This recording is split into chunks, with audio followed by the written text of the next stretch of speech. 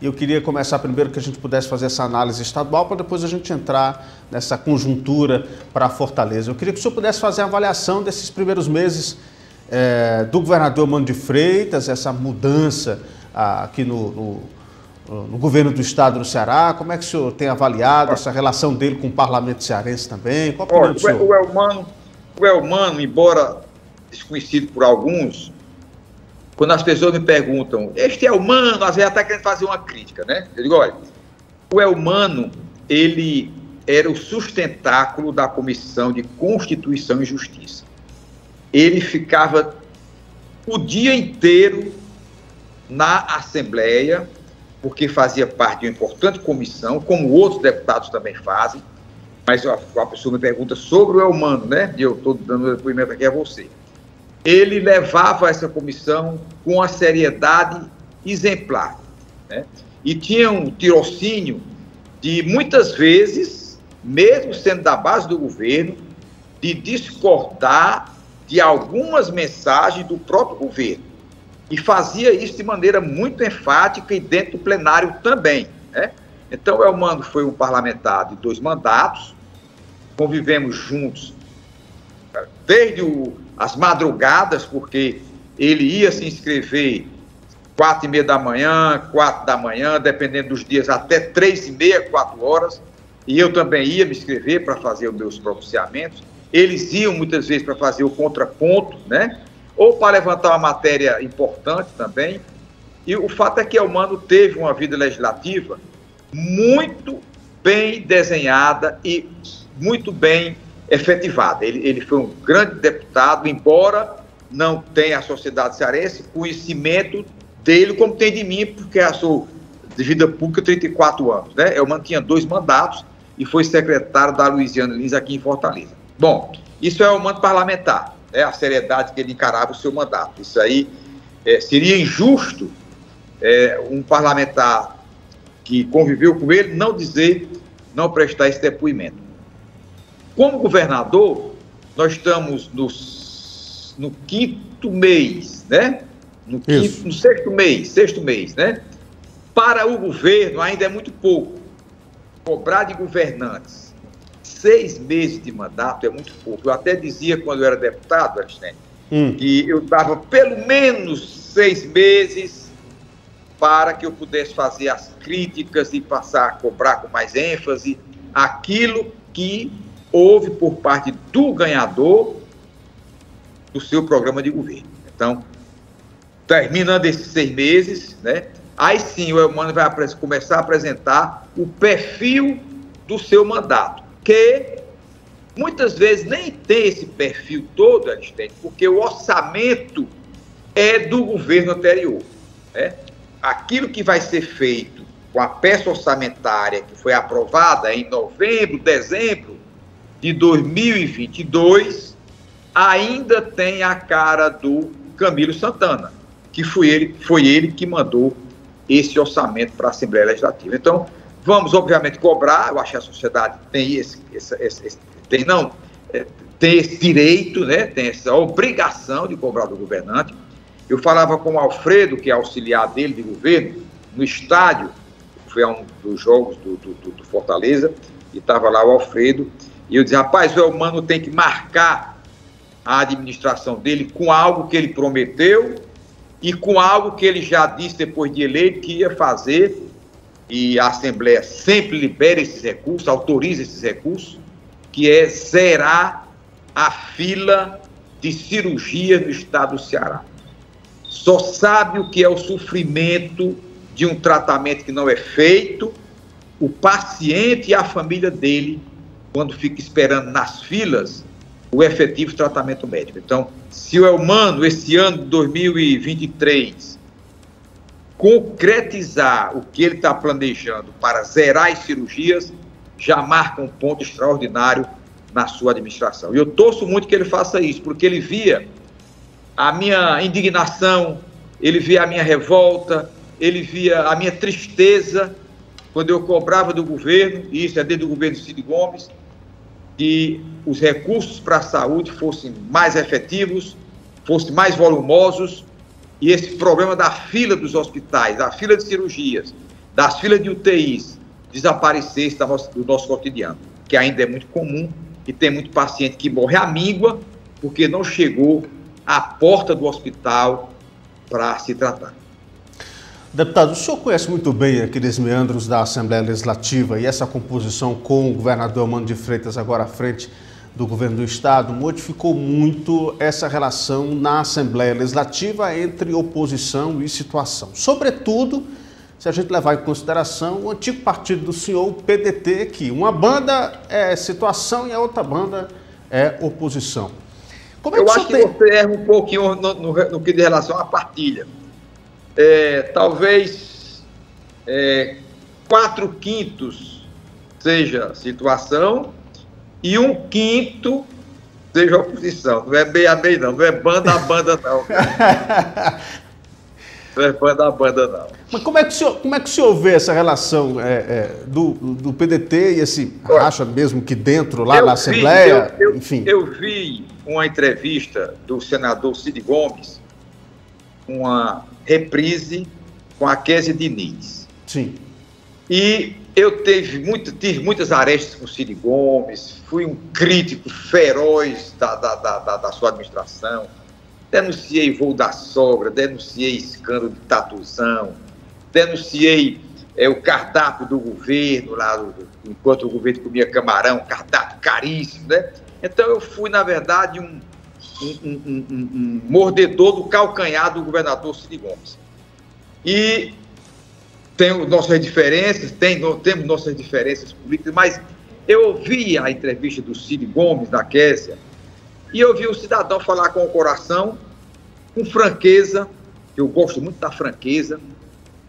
Quando eu era do Solidariedade, que às vezes alguns cidadãos, né, no restaurante ou no meio da rua, vinha falar do Genesias Noronha, eu digo, olha, você está falando de Genesias, que não é o que eu conheço. Porque o Genesias Noronha tem uma qualidade que eu aprecio demais, já não é mais deputado, fui, né?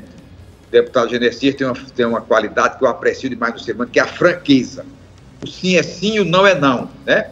Então, nessa entrevista do Cid, ele foi de uma franqueza exemplar com relação à posição dele com relação ao PDT, a posição dele com relação à eleição para o governo do Estado do Ceará, quando insistiram no nome do Roberto Cláudio, que foi um bom administrador de Fortaleza. Ele foi franco demais, eu vi a franqueza e o coração quando ele falava desse programa. Quando ele dizia da divisão do partido e que queria ser presidente do partido para dar um rumo diferente ao partido, e obviamente que vai enfrentar o querido amigo André Figueiredo, a quem nutro uma amizade pessoal muito grande, porque militamos no PDT, eu militei no PDT com o André, 28 anos, né? 28 quando eu saí do PDT, justamente pela chegada dos Ferreira Gomes, que eu dizia que era impossível conviver numa agremiação partidária com os Ferreira Gomes dentro dela, porque eu fiz tão pesadas críticas ao governador Cid, que era impraticável a convivência dentro de um partido para manter minimamente a minha coerência, né? Então, o que o Cid disse nessa entrevista, eu assino embaixo, né? O PDT, para continuar a ter poder como partido, né? Porque como partido não tem poder nenhum, porque é oposição. Agora, os deputados do PDT que estão na Assembleia apoiando o governador Eumano de Freitas, esses, obviamente, que vão ter o olhar carinhoso do governador. E é natural que o governador, dentro das suas possibilidades e agindo republicanamente, reconheça em atender melhor os deputados que lhe dão apoio, né, dentro das regiões onde eles militam as suas bases, sem, obviamente, deixar de atender aos pleitos da oposição, que são legítimos e muitas vezes espinhosos, mas muitas vezes que, quando o governador atende, ele atende um clamor de parlamentares que quer, na verdade, que o governo dê as mãos com aquele segmento da sociedade que o vereador, o deputado de oposição leva como pleito para o governante. Portanto, eu acho que o PDT é uma situação incômoda, é uma situação incômoda para os líderes, né, porque não consegue conter o seu partido, Nem o Cid contém, nem o Ciro contém e nem o meu querido amigo André Figueiredo contém. O PDT hoje é governo, com exceção do Queiroz, com exceção do Cláudio Pinho, e eu não me recordo mais outro nome que esteja na oposição. Se tiver, o Elistênio me diga aí que eu repriso aqui. O ex-presidente da Câmara também de Fortaleza. Sim, neófito na Assembleia, né? Isso. Não faz parte dos deputados já com o mandato parlamentar, mas é isso mesmo, muito ligado ao Sarto, né? Isso, deputado Henrique. Na verdade, olha, veja bem a vida, como é difícil a vida pública e como é difícil a gente viver o cidadão à mercê do humor desses parlamentares, que eu fui parlamentar. Eu vi o Antônio Henrique, como presidente da Assembleia da Câmara dos Vereadores, orquestrar, orientar e pautar a criação de um tributo para Fortaleza, a taxa do lixo. Então ele criou, com os vereadores da base do governo, mais um tributo para o fortalezense pagar, né? E eu, obviamente, entrei até com uma ação, fiz um vídeo dizendo que perdi a ação porque o Ministério Público e o juiz não nos atendeu e fundamentou por quê. Então, o Antônio Henrique foi o maestro da aprovação da taxa do lixo. E eu ouço aqui a TV Assembleia, quando do aumento do ICMS, que o governador Elmano mandou, a majoração do ICMS de combustível, né? E lá eu vi o Antônio Henrique com uma verborragia, uma veemência contra o aumento do ICMS, que era um absurdo. E eu não estou lá para dizer a ele, estou dizendo aqui no programa do Elistênio, digo, olha, deputado, você está criticando o aumento, o reajuste aqui do ICMS. Mas você não fez a mesma posição quando criou um tributo a mais para o fortalezense pagar. E por que é que o Antônio Henrique votou contra o aumento que o ICMS teve aí na Assembleia Legislativa?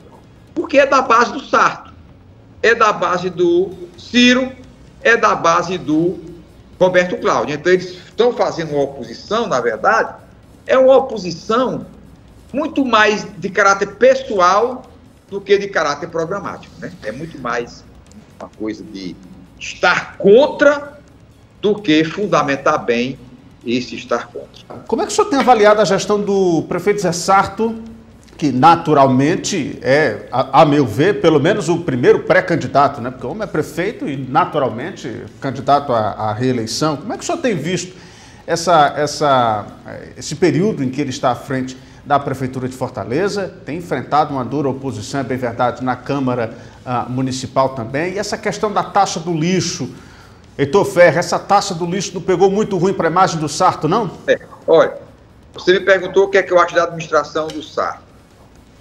Eu tenho tristeza em dizer a você essa expressão, uma administração desastrosa, apática, ineficaz, ineficiente, emperrada, ela não anda. O Sarto, que tivemos boas convivências como vereador que fomos juntos, deputado que fomos juntos, fomos constituintes juntos, disputamos a presidência da Câmara dos Vereadores, ele me derrotou, né? Mas eu sempre soube acolher as derrotas, isso é natural de quem vive na vida pública. Mas o Sarto, como prefeito, a sua administração, ela é zero, ela não tem uma marca, faltando apenas 1 ano e meio para que ele se conclua como prefeito de Fortaleza, né? Creio que dentro dessa má gestão, ele agora resolveu se atrapalhar ainda mais com a valentia que teve de colocar essa taxa do lixo para o cidadão fortalezense pagar. Isso vai ser tão ruim que eu creio que o Sarto não vai reunir condições populares, né, de sair candidato pelo PDT. Porque essa taxa do lixo é algo muito antipático e desfavorece muito o gestor, o governante, o administrador. Portanto, dentro dessa valentia, há esse desgaste muito grande, justamente por essa ousadia de achar que o eleitor não vai dar o troco nas urnas. Você cria mais um imposto para eu pagar.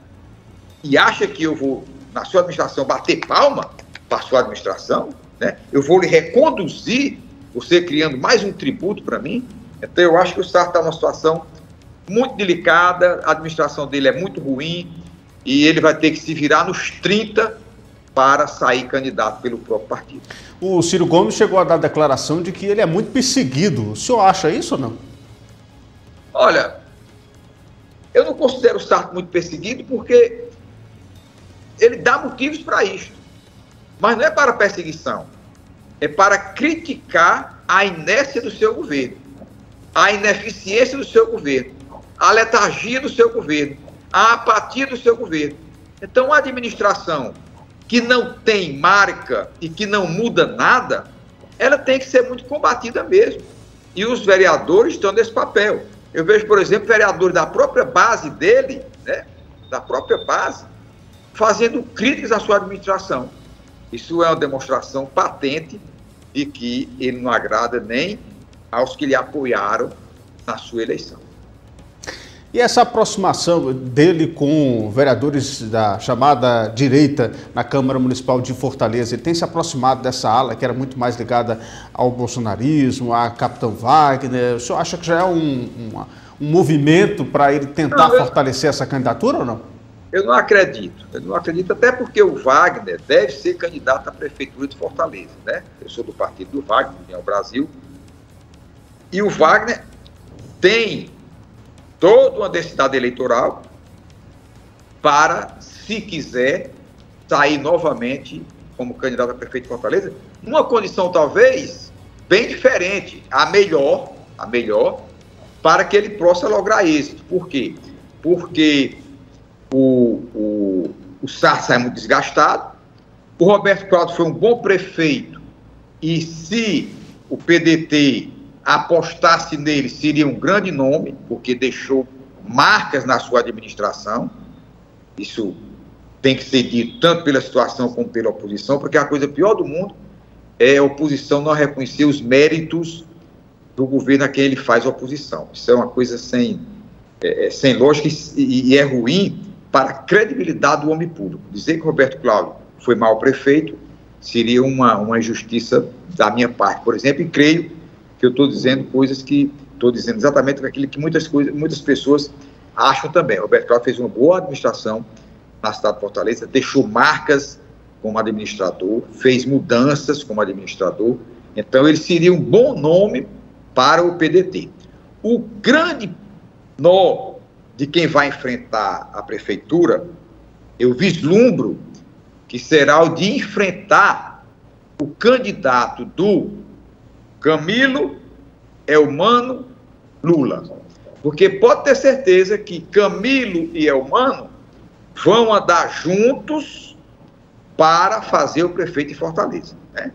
Eles vão tentar num consenso, né? E terão inteligência para isso, para indicar um nome consensual. Com isso, fica difícil uma oposição a esse nome, né?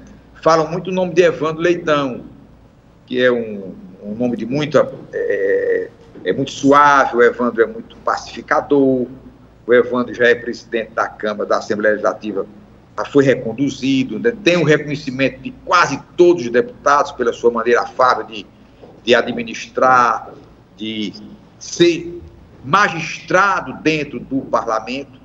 O Evandro ele tem uma qualidade extraordinária. Ele, embora da base do governo, ele, como presidente dos deputados da Assembleia Legislativa, ele tem um papel e uma conduta de magistrado, né? Todos os deputados têm para ele o mesmo valor, a mesma relevância, e ele atende a todos, né, como presidente do poder. Portanto, isso é uma qualidade que tem e deva ser ressaltada. Então, o nome desse poder, né, poder de Eumano, poder de Camilo, que é senador da República, ministro de Estado, né? E a política do Ceará hoje está fora das mãos dos Ferreira Gomes, né? Tanto é que Se o Sarto for apoiado só pelos Ferreira Gomes, você vai ver o desastre que vai ser a campanha dele como candidato à reeleição. O senhor teria nome disponível para uma possível chapa com o Capitão Wagner, não? Não, eu já disse, já venho dizendo isso há muito tempo. Esta eleição de 2024, eu vou ficar de camarote, obviamente apoiando o candidato do meu partido, se for o Wagner, outro que o Wagner e o partido deliberar. Eu vou ficar apenas no apoio logístico, né? Pedir aos meus eleitores se puder seguir aquele nome. E meu eleitor é muito complicado porque ele tem discernimento próprio, mas obviamente que a minha obrigação é de apoiar o candidato do meu partido. E é essa a minha intenção. Não vou sair candidato, viu? Perfeitamente. Já para a gente finalizar a nossa conversa, deputado, o senhor falou já sobre Evandro Leitão, esse é um cenário possível, mas também, inclusive em entrevista aqui ao programa, o deputado Zé Guimarães disse que o PT terá candidato próprio em Fortaleza e em outras cidades aqui, por exemplo. Mas veja bem, eu já vislumbro que Evandro não fica no PDT. Né? Era justamente essa pergunta que eu fiz. Você acredita mesmo que o Evandro vá para o PT? E como é que convence, Luiziane? Pode até nem ir para o PT, né? Mas o PT está muito forte, porque o PT hoje tem a liderança do Camilo, que elegeu o governador. A eleição do Elmano se deva ao Camilo Santana e ao Lula da Silva. Né? Quem disser isso raciocina politicamente. A eleição do Elmano de Freitas foi o Camilo que fez, juntamente com o presidente Lula, e, obviamente, o trabalho também da Isolda. A Isolda fez muito também por esta candidatura. Então, o Evandro, e aí vamos fazer um histórico simples, né? A Assembleia gosta de fazer prefeitos, né? Olha, saiu Roberto Cláudio, prefeito.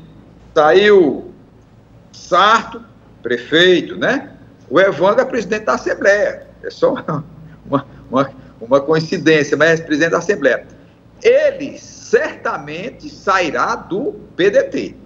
Ele não vai ser candidato pelo PDT, até porque seguiria o mesmo rastro, o mesmo caminho da Isolda Sela, que não foi escolhida pelo PDT, que seria governadora do Ceará. Se os Ferreira Gomes tivesse aceito a normalidade de uma Isolda ser candidata, era a governadora do estado do Ceará, hoje muito mais fiel aos Ferreira Gomes, que estariam no poder, né? Os Ferreira Gomes hoje estão asilados do poder, ele não tem mais poder no Ceará. Por quê? Porque o Elmano é PT raiz, né? Muito ligado a Luiziane Lins, mas muito ligado hoje ao Camilo Santana.